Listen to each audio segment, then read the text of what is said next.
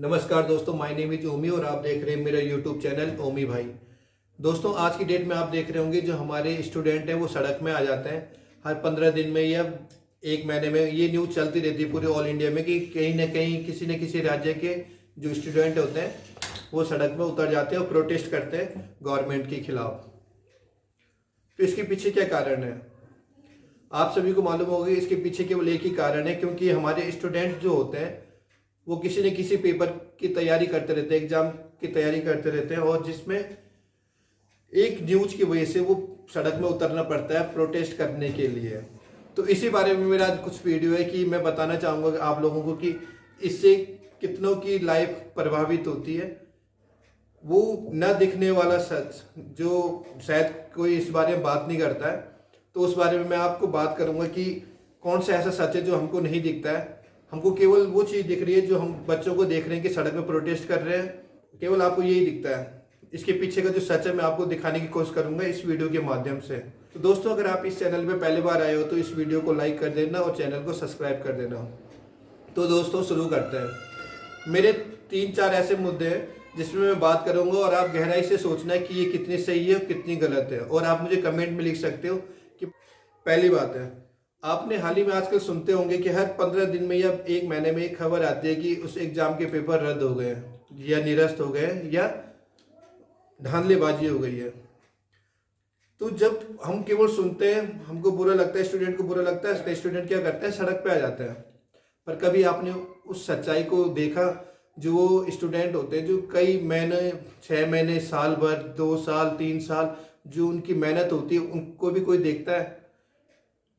और एग्जाम की तैयारी करनी, किसी भी एग्जाम की तैयारी करनी आज की डेट में कोई आसान बात नहीं है। वो कंपटीशन है कि बच्चा अपनी कंपटीशन की तैयारी इतनी मेहनत से करता है कि कहीं ना कहीं उसको हो सकता है कि अगर उसके शहर में कोचिंग सेंटर नहीं है तो हो सकता है कि वो अपने किसी जगह से शहर की तरफ जाता हो, अपने गाँव से शहर की तरफ जाता है कि एक अच्छी शिक्षा लेने के लिए, और सर्वाइवल करता है उस महंगे शहर में। उसको रहना पड़ता है और उसको कोचिंग जानी पड़ती है। कोचिंग का आपको मालूम है कि कितनी महंगी फीसें होती हैं। तो वो और रहना, उस शहर में रहना, तो एक शहर में रहना, सर्वाइवल करना बहुत कठिन है। उस चीज़ को कोई नहीं देखता कि उस बंदे ने 1 साल 2 साल तक उस शहर में कैसे सर्वाइवल किया। उस चीज़ पे किसी की नज़र नहीं जाती है। दूसरी बात यह कि हम भारत के निवासी हैं, हमारा देश कोई विकसित कंट्री नहीं है, भले विकसित की तरफ जा रहा है पर अभी हम मान के चले तो अभी विकासशील कंट्री है हमारी। कोई भी पेरेंट्स हमारे देश में कोई इतने परिपूर्ण नहीं है, मिलीनियर बिलीनियर नहीं है, तो ऐसा भी हम मान नहीं सकते हैं। तो हर किसी माँ बाप का सपना होता है कि उसके बच्चे एक अच्छा भविष्य हो, हर किसी बच्चे का भी सपना होता है।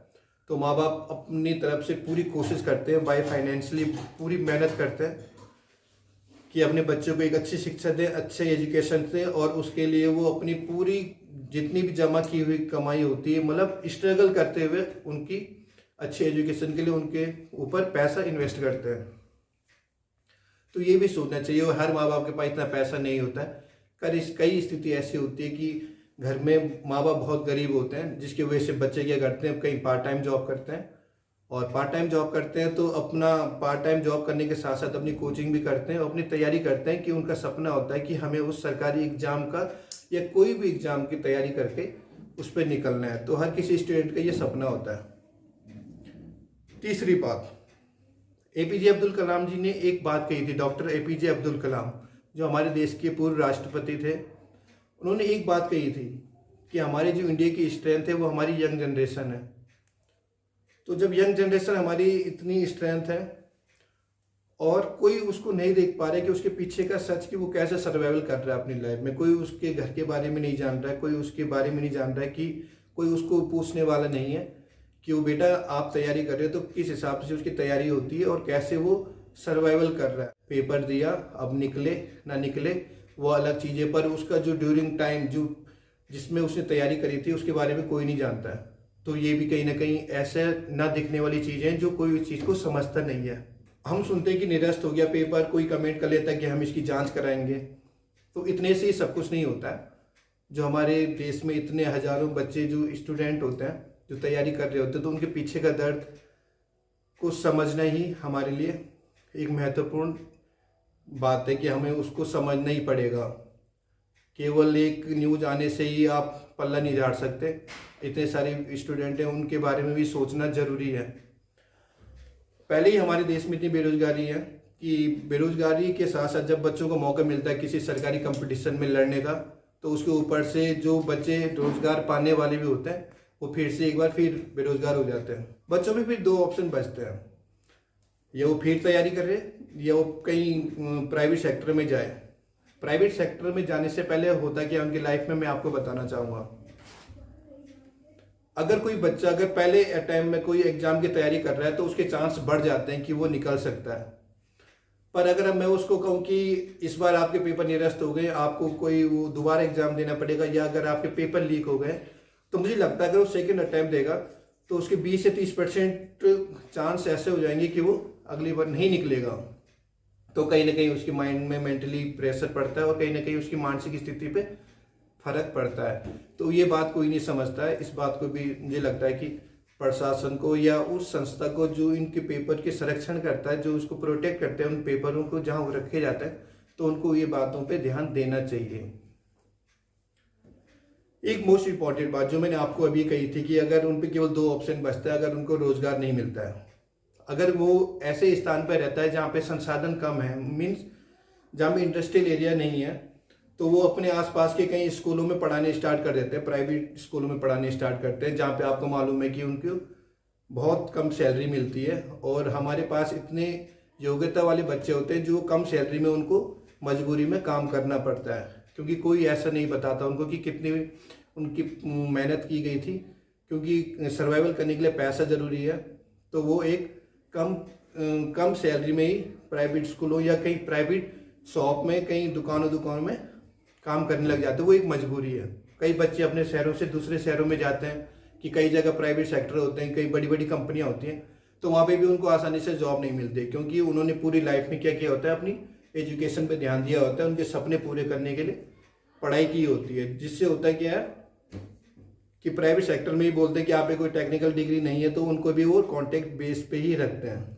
कॉन्ट्रैक्ट बेस का अर्थ आप समझते होंगे कि कैसे काम होता है प्राइवेट सेक्टर में। कॉन्ट्रैक्ट बेस पे 12-12 घंटे की जॉब होती है और फिर उनको हाथ में इतना कम पैसा मिलता है कि वो उस शहर में अपना तो क्या किसी का सर्वाइवल नहीं कर पाते हैं। तो उनके साथ ये प्रॉब्लम आती है। और कई मैंने जैसे बताया कि इंडिया एक विकासशील कंट्री है, तो हर किसी माँ बाप के पास इतना पैसा नहीं होता कि वो अपने बच्चों का स्टार्टअप करा सके।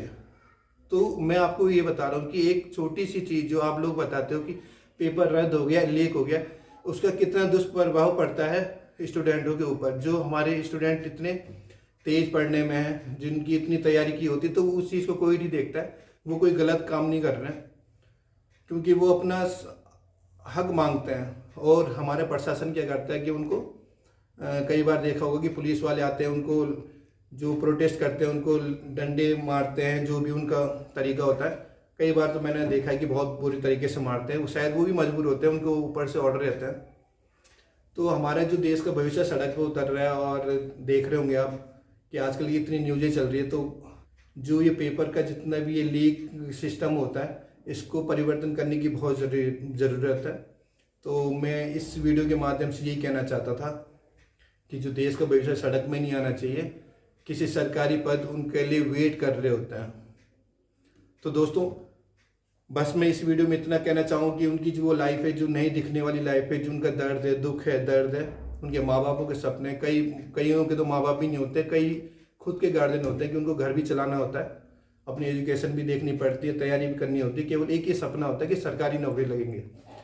और जब हमारा स्टूडेंट अपनी योग्यता के अनुसार कहीं अच्छी जगह नहीं लगता है, तो कहीं ना कहीं मनोबल दूसरे का भी टूटता है, जो उनकी पीछे की जनरेशन होती है। तो इस चीज़ों पे ध्यान देना चाहिए हमारी गवर्नमेंट को। गवर्नमेंट चाहे कोई भी हो, हम किसी एक गवर्नमेंट के लिए नहीं कह रहे, क्योंकि ये सिलसिला कई सालों से चला आ रहा है। तो अच्छी गवर्नमेंट वो होगी जो इस सिस्टम को परिवर्तित करेगी, अच्छे कानून लेके आएगी। मेरी एक अपील है कि कई राज्यों में होता है कि बेरोजगारी भत्ता मिलता है, तो बेरोजगारी भत्ता भी देना चाहिए, ताकि वो अपनी स्टडी पे भी ध्यान दें और अपना जो टाइम होता है वो कहीं ना कहीं उनका बचेगा और सपोर्ट मिलेगा पैसों से।